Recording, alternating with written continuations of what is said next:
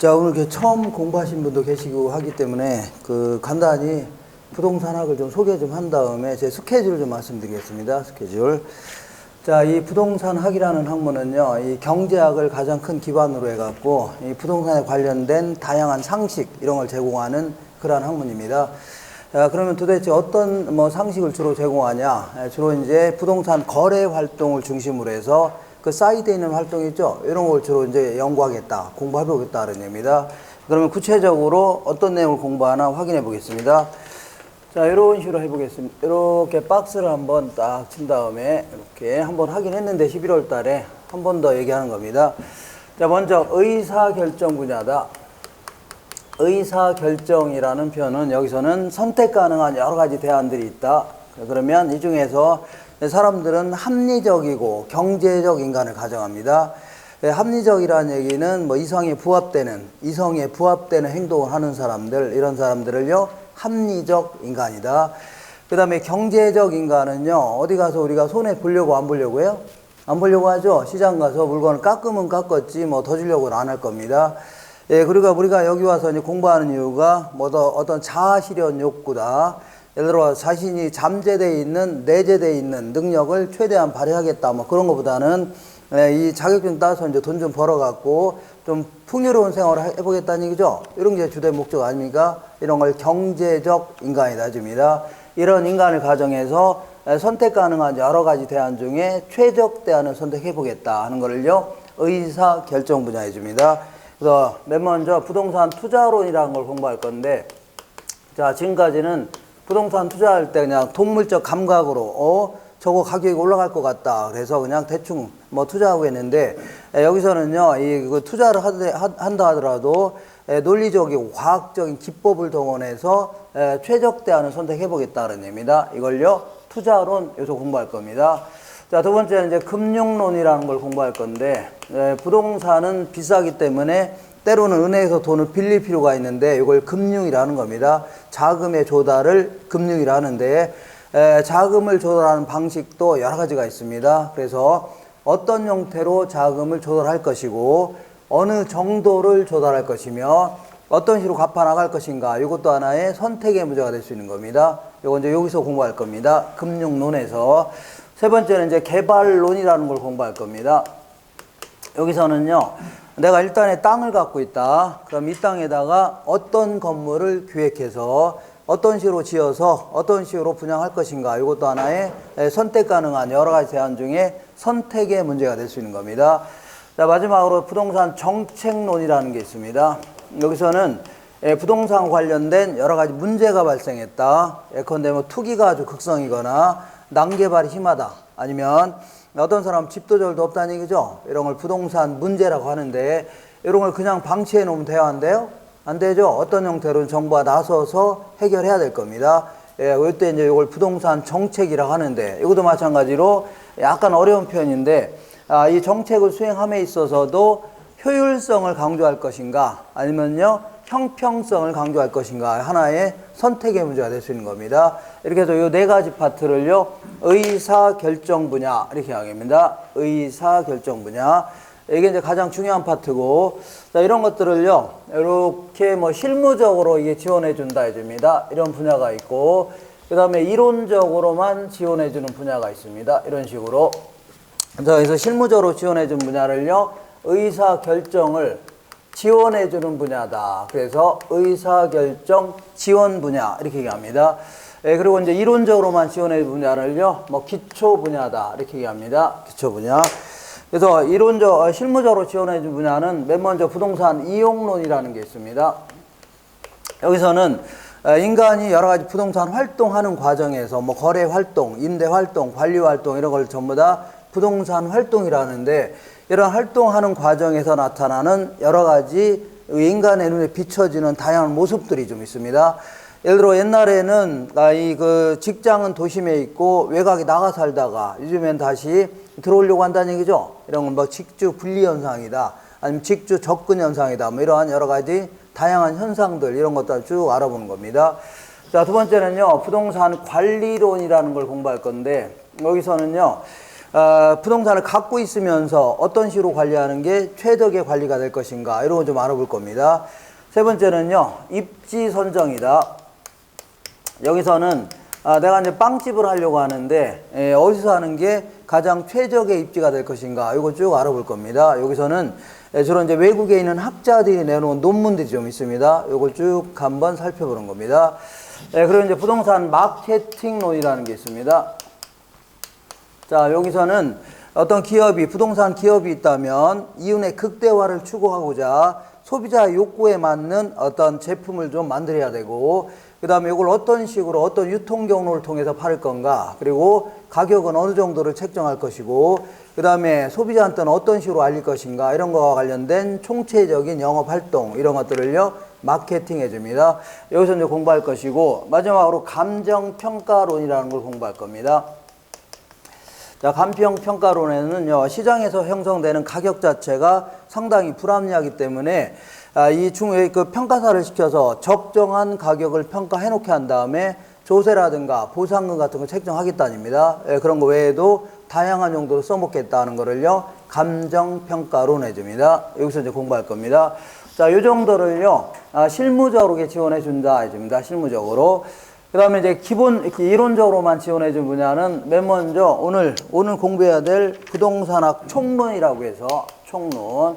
여기서는요, 부동산학이 뭘 공부하는 학문이냐. 두 번째는 이제 부동산은 또 뭐냐. 세 번째는요, 부동산을 여러 가지 형태로 분류를 한번 해볼 겁니다. 이렇게도 분류하고 저렇게도 분류하고. 마지막으로 부동산은 일반 재화에 비해서 어떤 특성이 있다는 얘기죠.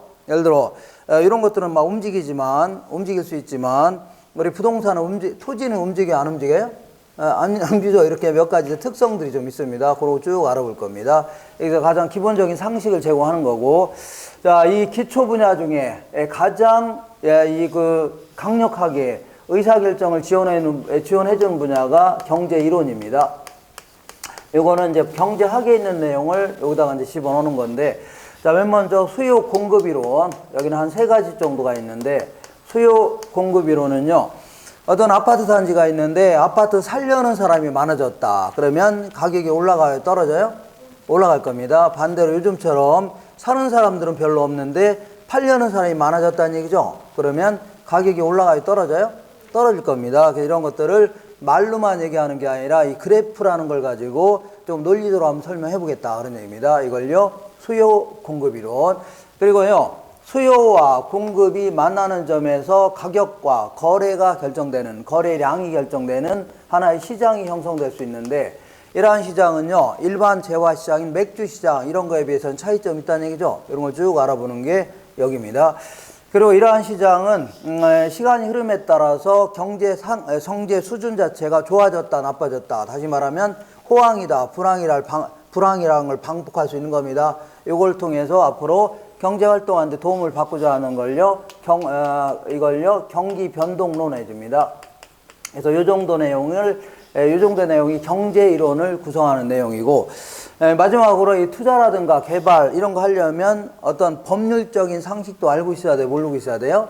알고 있어야 될 거죠? 그래서 여러 가지 공법적인 지식도 좀 갖춰야 되고, 공법이라는 것은 국가가 위에 있으면서 개인들의 어떤 통치 관계 이런 거를, 아니면 국가기관 상호 간의 통치 관계를 규율하고자 하는 이러한 법을요, 공법 해줍니다. 대표적인 게 이제 행정법이라든가 형법 이런 것들을 공법 해줍니다. 그 다음에 사법이라는 것은요, 개인들 간의 법률 관계를 규율하고자 하는 이러한 법을요, 사법 해줍니다. 대표적인 게 이제 민법이라든가 상법 이런 걸 얘기합니다. 자, 이런 것들도 이제 이런 투자라든가 금융 이런 거 하려면 이 법도 좀 알아야 돼, 몰라야 돼요? 알아야 될 거 아닙니까? 그래서 이런 내용을 공부하는 게 이제 지금부터 그 부동산학 개론입니다. 자, 그래서 어떤 책을 보든지 이 정도 내용을 싣고 있는데, 여기서 하나는 좀 빼야 됩니다. 뭘 빼야 되냐면, 어떤 걸 빼야 될 것 같아요? 어떤 걸 빼야 될까요? 느낌에? 자, 요거는 빼야 됩니다. 공법이라든가 사법 이런 것들은 여기서 공부했다가는 1년 내내 부동산 학개론만 해야 됩니다. 그렇기 때문에 요거는, 그리고 제가 이 법을 전공한 사람이 아니기 때문에 아는 게 별로 있어 없어요? 없기 때문에 자꾸 더 나아갔다가는 뽀록 납니다. 뽀록 아시나요? 그러니까 요거는 여기서 공부할 내용은 아니고, 그 1차 과목에 우리 부동산학개론 외에도 1차 과목에 민법이 있죠. 민법이 사법을 대표적인 사법입니다. 사법. 그리고 2차 과목은 거의 다 이제 공법적인 성격이 있는 겁니다. 공인중개사와 관련된 법이라든가 아니면 공시 및 세법, 그리고 나머지 중요한 공법들이죠. 전부 다 공법적인 성격이 있는 겁니다. 그래서 나머지 이 공법이라든가 사법은요, 1, 2차 부동산학 개론을 제외한 나머지 과목 있죠. 거기서 전부 다 공부할 겁니다. 알겠죠? 이렇게 해서 요것만 빼고 나머지 요 정도를 앞으로 공부할 건데 1년 동안 자, 어떤 책을 보든지 요 정도 내용을 싣고 있습니다. 이보다 더 많지도 않고 적지도 않고. 자, 그래서 그 순서는 바꿀 수가 있습니다. 얘가 뭐 뒤로 가든가, 앞으로 가든가 할 수 있지만, 다 어떤 책을 보든지 이 책을 보시면 다 요 내용을 싣고 있습니다. 이렇게. 자, 지금부터 이러한 내용을 가지고 1년 동안 공부해서 시험장에 갈 건데, 자, 그 어떤 학원이든 마찬가지로 이런 식으로 이제 진행합니다. 일반적으로. 자, 1월달, 2월, 3월, 4월, 5월, 1, 2, 3, 4, 5월달, 6월달. 보통 6월달까지가 이제 이론을, 책을 가지고 이론을 정리하는 파트입니다. 그래서 보통 이제, 그리고 7월달부터는 문제풀이에 들어갑니다. 문제풀이. 그래서 7월달, 8월달 같은 경우는 진도별로 이제 문제를만 풉니다.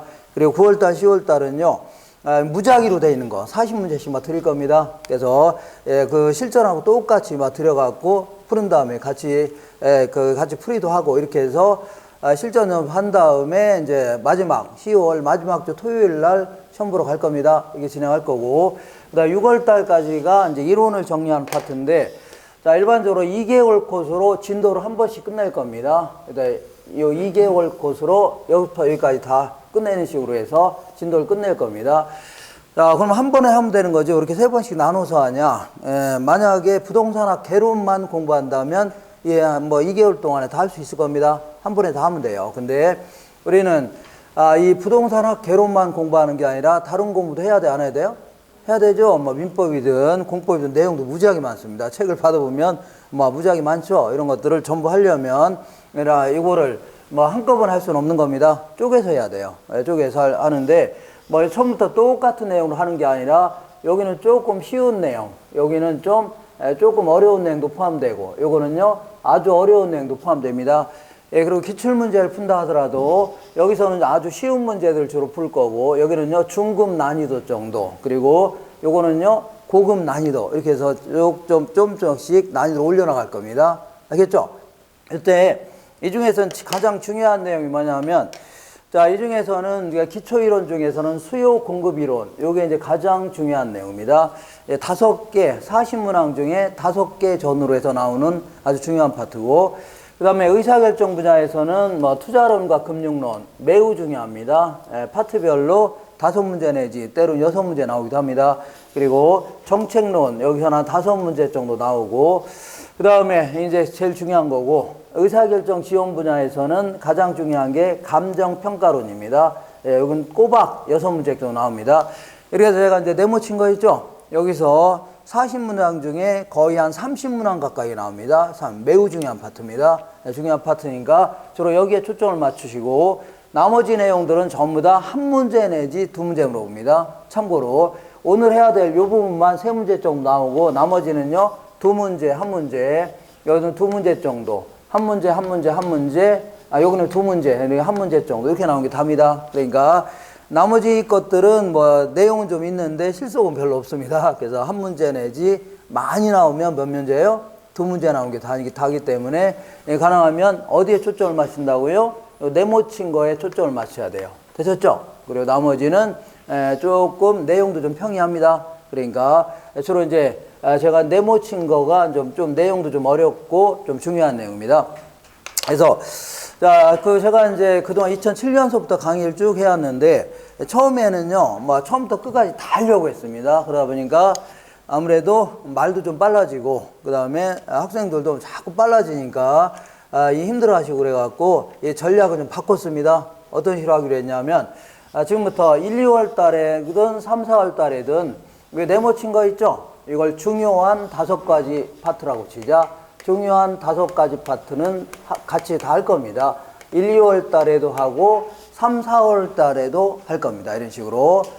물론 여기는 약간 좀 쉬운 내용, 좀 어려운 내용까지 공부할 겁니다. 이렇게. 자, 그리고 나머지 요 내용들 있죠? 이런 내용들 한 문제 내지 많이 나오면 두 문제 나온 거 이런 것들은 일부는 1, 2월 달에 할 겁니다. 나머지에 대해서 일부는 언제 한다고요? 1, 2월 달에. 그리고 나머지에 대해서 일부는요 3, 4월 달에 할 겁니다. 예를 들어서 자, 이 경기 변동률을 1, 2월 달에 했다. 그러면 3, 4월 달에 안 할 겁니다. 이런 식으로. 알겠죠? 만약에 자, 입지선 관리론을 1, 2월 달에 안 했다. 그러면 언제 한다고요? 3, 4월 달에 할 겁니다. 이런 식으로. 그래서 4월이 지나면요. 처음부터까지 다 했다는 걸 알 수 있을 겁니다. 책을 보시면 한 번씩 전부 다 체크가 돼 있다는 걸 알 수 있을 겁니다. 알겠나요? 이렇게 한 다음에 그럼 5월달, 6월달은 어떻게 할 거냐? 5월달, 6월달은 처음부터 끝까지 전부 다 할 겁니다. 전부 다 할 건데 아니 이 전부 다 하게 되면 시간도 없고 뭐 모자라다며요. 이때는 제가 요약집을 드릴 겁니다. 예, 아주 좀 심플하게 만든 요약집 가지고 그리고 이 PPT를 또 띄워서 여기다 강의를 할 겁니다. 이렇게 PPT 있죠? 띄워서 이 강의를 할 거니까 이 판서를 하는 바람에 시간이 많이 걸리지 판서만 생략한다면 아주 속도를 낼 수가 있습니다. 이렇게 빨리빨리 이렇게 했죠. 그래서 입체적으로 공부할 겁니다.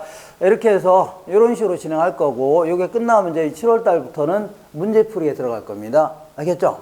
이렇게 진행할 거니까 공부하다가 이 부분 왜 뺍니까 하는 것은 빼는 거는 반드시 1, 2월 달에 뺀 내용은 언제 한다고요? 3, 4월 달에 하는 거를 알고 있을 겁니다. 다시 할게요. 1, 2월 달에 안 한 내용이 있다. 그러면 반드시 언제 한다고요? 3, 4월 달에 할 겁니다. 그런 식으로 할 거니까 그렇게 하세요. 그래서 혹시 나중에 오시는 분이 있다 하시면은요, 요거는 왜 빼고 나갑니까? 하면 그거는 다음번에 한다. 이렇게 얘기해 주시면 됩니다. 반드시 할 겁니다. 반드시 하나도 빼놓지 않고 다 할 겁니다. 자, 그리고요, 올해서부터는, 1월 달부터는 11월, 12월 달에는 주로 이제 3시간 정도 강의했는데, 입문과정이라, 지금부터는 이제 본격적으로, 공부를 하셔야 되기 때문에 4시간 공부할 겁니다. 몇 시간이요?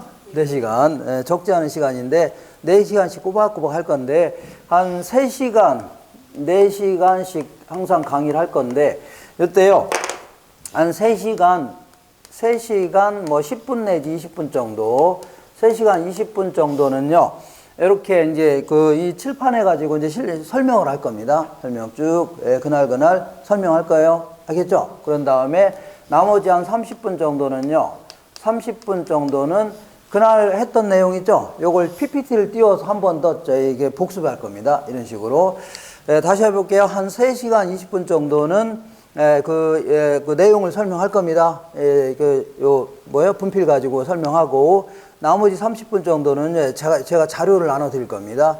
자료에다가 PPT 띄워갖고 한 번 더 그날 했던 내용 있죠? 이런 식으로 해서 자료를 드릴 거니까 그날 했던 거를 쭉 한번 정리할 겁니다. 그 정도만 알더라도 충분히 아주 많은 득점이 가능합니다. 자, 많은 내용을 공부하려고 하면 상당히 힘들어집니다. 그러니까 시험에 나올 수 있는 내용 있죠? 핵심적인 내용, 이 정도 내용을 가지고 정리하는 게 가장 빠르게 합격할 수 있는 거지. 책에 있는 내용을 전부 다 공부한다고 해서 좋을 게 하나도 없습니다. 쓸데없는 내용이 너무 많기 때문에. 알겠죠? 그래서 간략히 요약해 놓은 거 있죠? 이런 거 가지고 마지막으로 한번 딱 정리하고 이런 식으로 해서 진행할 겁니다. 이렇게 해서 앞으로 이러한 내용을 가지고 공부할 거다. 그리고 어떤 식으로 하고요? 6월 달까지는 이론을 정리하는 파트인데, 1, 2월, 3, 4월 달에는 중요한 내용 다 할 겁니다. 하지만 나머지 좀 중요성이 떨어지는 내용들은 일부는 1, 2월 달에, 일부는요 3, 4월 달에, 그리고 5월 달, 6월 달에는요 처음부터 끝까지 다 할 겁니다. 다 싸그리 한 개도 빼놓지 않고 그대로 진행할 겁니다. 그리고 제가 한 번 더 얘기하는데 한 3시간 20분 정도는요 내용을 쭉 설명할 것이고, 나머지 한 30분 정도는요 그날 했던 거를 이렇게 자료를 통해서 이게 한 번 더 쭉 정리하는 식으로 이렇게 진행할 겁니다. 이렇게. 자, 이렇게 해서 오늘은요, 이 부분을 공부할 겁니다. 순서에 따라서. 이 부분은 한 3문제 정도 나옵니다. 적지 않게 나오는 문제 내용인데, 요 부분을 오늘 공부할 겁니다. 이렇게. 이거 지우겠습니다.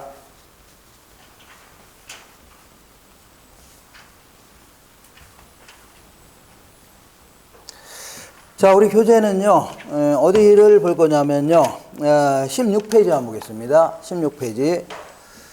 자, 16페이지 바로 전 페이지. 요거 보겠습니다. 요거 있죠, 요 부분 볼게요. 자, 부동산학 총론이라고 있는데, 여기서는요, 주로 어떤 내용을 공부할 거냐면, 부동산이 뭐냐, 요거 한번 공부해 볼 겁니다. 부동산의 개념이다. 자, 부동산이 뭐냐? 그러면 옛날에는 공부하기 전에는 부동산 하면은 뭐 무슨 꼼짝 못하는 물건이니까 토지 건물 아닙니까? 뭐 할 말이 뭐 있습니까? 했는데 지금은요, 부동산 학이라는 학문을 공부하는 어떤 학도로서, 물론 이제 젊은 학도는 아니네요. 이렇게, 그죠? 중고등학생처럼. 그래서 약간 어중간한 학도로서 뭘 한다고요? 어중간한 학도로서 이거를 뭐 대충 얘기하지 않고 좀 논리적으로 한번 설명해 보겠다입니다. 논리적으로 이걸요, 부동산의 개념, 그리고 부동산을 여러 가지 형태로 분류로 한번 해볼 겁니다. 이렇게도 분류하고 저렇게도 분류하고, 그래서 여러 용어도 좀 정리하고 이런 파트가 이겁니다. 그 다음에 해야 될 것은 부동산의 특성이다 혹은 속성이다, 뭐 연결시켜서 이 부동산은 일반 재화인 맥주 이런 거에 비해서는 독특한 특성들이 있다는 얘기죠. 쭉 알아볼 겁니다. 여기서 토탈한 3문제 정도를 물어보는데, 보통 이제 거의 여기서 한 문제 정도 물어봅니다. 여기서 한 문제 물어보고, 여기서 한 문제 정도 물어보고, 이런 게 답니다. 이렇게. 그래서 문제를 보시면 보통 1번에 다음 중 부동산의 개념과 관련돼서 잘못된 설명은 이렇게 많이 물어봅니다. 자, 두 번째, 2번에는 다음 중에 부동산을 분류한 내용 중에 맞는 것은 이렇게 물어봅니다. 세 번째는요, 다음 중에 이제 부동성에 아니면 영속성의 특성과 관련돼서 잘못된 설명은 이런 식으로 많이 물어봅니다. 이렇게 해서 3문제 정도 물어보고, 그 다음에 요거 하기 전에 간단히 부동산 학이 도대체 뭘 공부하는 학문이냐, 이렇게 해서 부동산학의 뭐 체계다 이렇게 설명합니다. 체계. 여기서는요, 부동산 학이라는 학문의 학문적인 특성들 이런 것들을 중심으로 해서 5년에 한 번꼴로 어쩌다 물어봅니다. 잊을만 하면 물어보는, 5년에 한 번꼴로, 매년 물어보는 게 아니라 어떻다고요? 5년에 한 번꼴로 어쩌다 물어보는 게 부동산의 체계입니다. 간단히 오늘 정리할 겁니다. 한 장 넘겨보겠습니다. 자, 16페이지 보시면, 자, 요거 부동산학의 체계라고 해서, 자, 부동산학이 도대체 어떤 내용을 공부하는 학문이냐, 간단히 좀 알고 출발해 보겠습니다. 부동산학의 체계다. 일단 부동산학의 뭐 의의 혹은 정의 정도는 알고 출발해 볼게요. 도대체 부동산학의 의의가 뭐냐, 정의가 뭐냐. 요거는 여러 학자들이 설명하고 있는데, 그 중에서 동그라미 1번 볼게요. 박스 바로 아래 보면 동그라미 1번 있어 없어요? 1번 정도는 좀 기억하세요. 부동산학이라는 학문은요, 부동산 활동의 능률화의 원리 및 응용기술을 개척하는 종합응용과학이다. 누가 얘기하냐면 김영진 교수라는 사람이 얘기한 건데, 이 사람은 이제 일본에서 공부하고 돌아오셔서 1970년대 중반에 대한민국에 오셔서 이 건국대학교 행정대학원, 일반 학부도 아니고 행정대학원이라는 특수대학원에서 그 부동산학을 강의한 게 최초입니다. 우리나라에서는. 그래서 이 사람이 최초로 이 도입한 이러한 내용이기 때문에 이 사람의 이론적, 이 사람의 의의 정도를 알고 출발할게요. 일단 부동산학이라는 학문은요, 부동산 활동을 능률적으로 해보겠다는 얘기죠. 그래서 부동산 활동은 우리가 일반적으로 부동산을 대상으로 전개하는 여러 가지 활동들, 뭐 중개 활동, 거래 활동, 임대 활동, 관리 활동 이런 것들 있죠. 이런 것들을 능률적으로 해보겠다 그런 얘기입니다. 능률적이라는 얘기는 가능하면 과학적이고 체계적이고 합리적으로 해보겠다 그런 얘기입니다. 그러기 위해서는 능률적으로 하려고 하면은요, 여러 가지 원리도 좀 필요하고, 그 다음에 응용 기술도 필요하겠네요. 자, 그러면 원리라는 것은요, 뭐 이론적인 측면을 얘기하는 겁니다. 이론적인 측면. 그 다음에 응용 기술은요, 실무적인 측면을 얘기하는 겁니다. 자, 의사 같은 경우에는 이 사람의 생명을 다루는 활동 아닙니까? 그러다 보니까 이 이론적인 지식도 좀 갖춰야 되지만 함부로 막 칼 들고 대들면 돼야 한대요? 안 되죠. 실무적인 능력 이런 것도 좀 필요하다 그런 얘기입니다. 여기도 마찬가지로 부동산업에 종사한 사람들은요, 자신의 재산이 됐든 남들의 재산이 됐든 고액의 재산을 관리하는 활동이죠. 그러다 보니까 이론적인 지식도 충분히 갖춰야 되고 실무적인 능력도 있어야 돼, 없어야 돼요? 있어야 된다입니다. 그래서 아까 얘기한 박스 쳐놓은 거 보면 이론적인 측면, 실무적인 측면이죠. 이런 것들을 골고루 한번 개척해 보겠다는 얘기입니다. 여기서 약간 어려운 얘기를 할 건데, 이론적인 측면을 얘기할 때는 과학성이 강조된다. 약간 어려운 표현이에요. 과학성.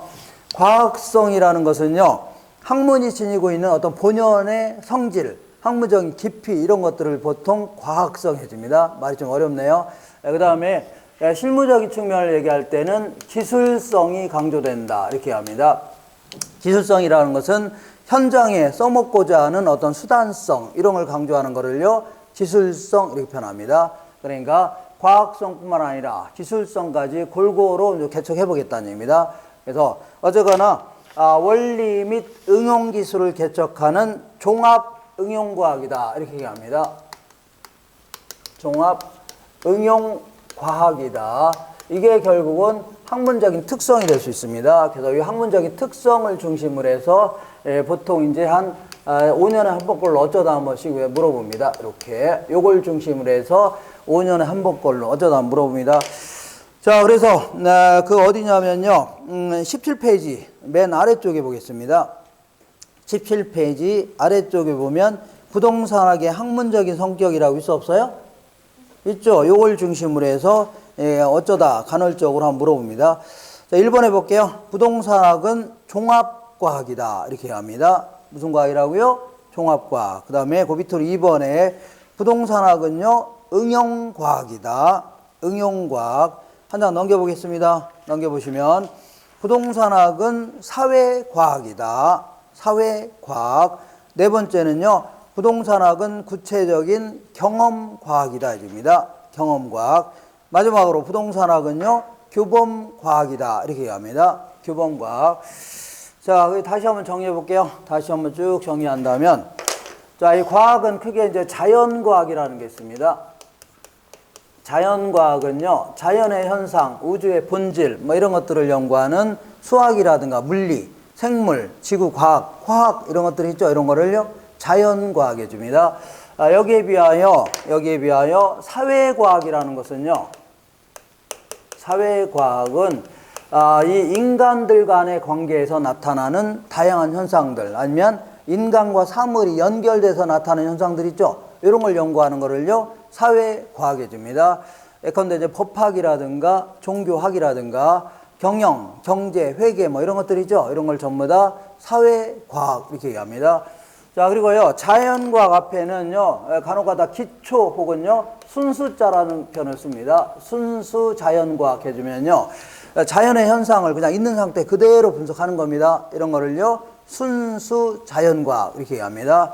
자, 그리고요, 사회과학 앞에는 간혹가다 이제 응용자를 붙이는 경우가 왕왕 있는데, 이거는요, 이 학문을 통해서 현장에 써먹겠다고 하는 거 있죠? 이걸 강조하는 겁니다. 다시 할게요.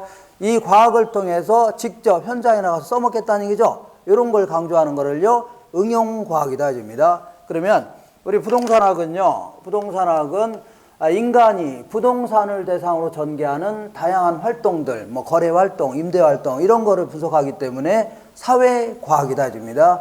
그리고 우리가 이 공부를 통해서 뭐 대학원 가겠다 뭐 이런 측면보다는 직접 현장에 가서 써먹겠다는 얘기죠. 이런 쪽을 강조하는 겁니다. 그렇기 때문에 이걸요, 응용과학이다 해줍니다. 그러니까 사회과학이면서 무슨 과학이라고요? 응용과학이다 해줍니다. 그 다음에 학문은요, 추상과학이라는 게 있습니다. 추상과학은 약간 이제 수학이라든가 이런 거죠. 이런처럼 뭐 루트라든가 이런 거 막 다루면서 이거를 뭐 약간 추상적인 학문이라면, 요거의 상대적인 개념이 경험과학이다 이렇게 얘기합니다.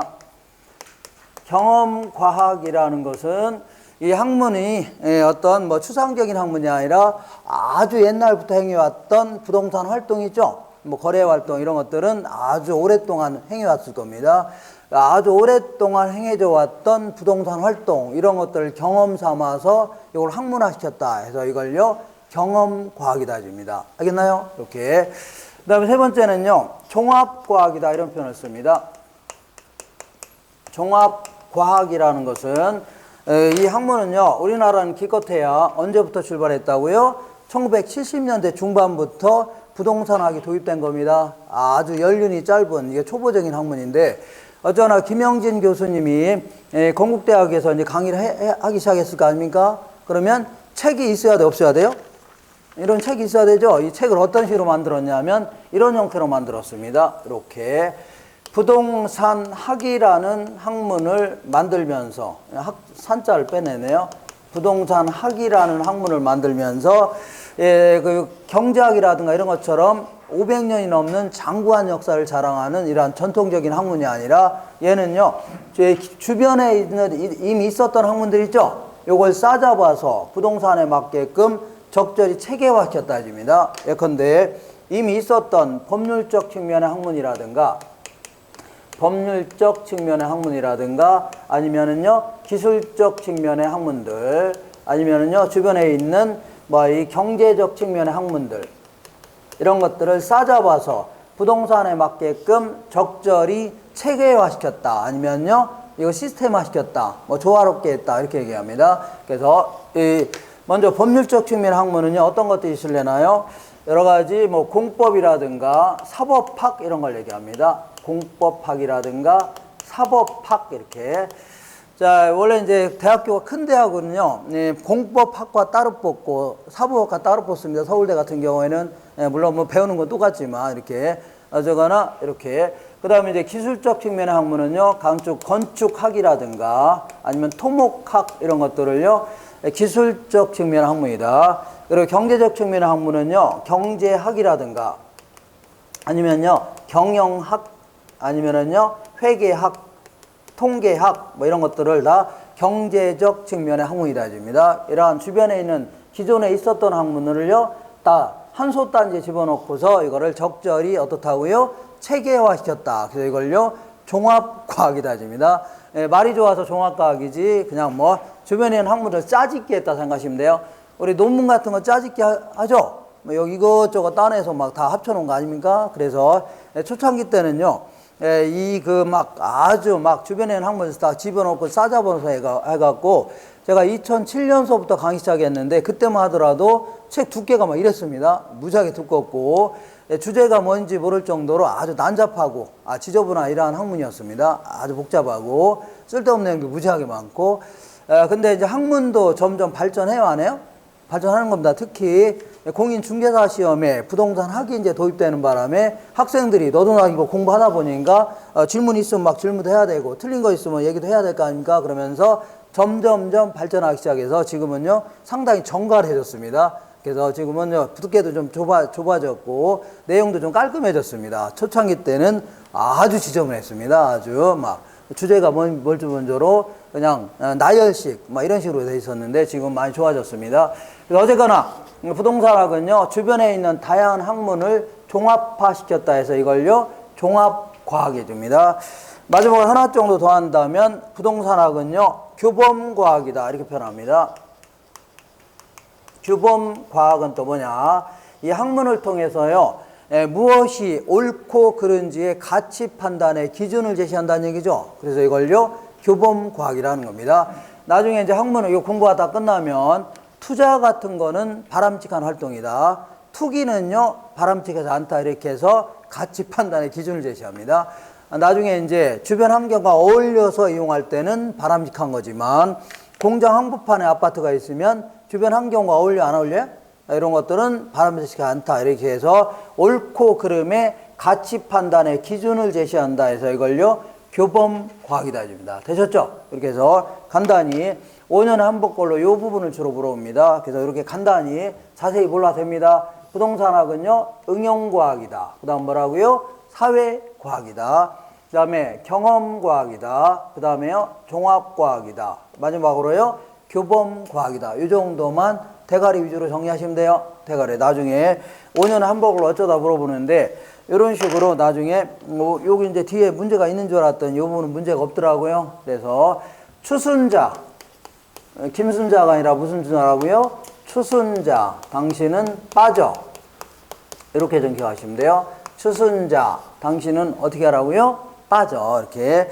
그래서 이제 추상적 학문이다 나오면 다 틀린 겁니다. 그 다음에 순수과학 이런 내용 나와도 틀린 거예요. 그 다음에 자연과학 나와도 이게 틀린 겁니다. 이렇게 해서 뒤에 이제 문제가 있는 줄 알았더니 이 부분 문제가 없더라고요. 이렇게 해서 간단히 이 부분 위주로 해서 나중에 정리하고 들어가시면 돼요. 되셨죠? 이렇게 해서 자, 뭘 알아봤습니까? 부동산학의 뭐 어떤 학문적인 특성 위주로 해서 쭉 정리해봤습니다. 되셨죠? 이렇게. 자, 그 다음에 이거 지우겠습니다. 이렇게 해서 자, 간단히 부동산학은 뭘 공부하는 학문이냐. 그리고 제가 이제 책에서 넘기는 내용 지금 하지 마세요. 하지 마세요. 넘기는 이유는 인류 때 나중에 하기로 하고 아니면은요 쓸데없는 내용이 너무 많습니다. 그런 거 시험에 안 나옵니다. 제가 넘기는 내용을 그냥 넘기세요. 자, 곧바로 어디를 갈 거냐면요 27페이지 한번 보겠습니다. 자, 그러면 시험에 이제 주로 나오는 내용 맨 먼저 부동산의 개념이다. 이거 알아보겠습니다. 부동산의 개념.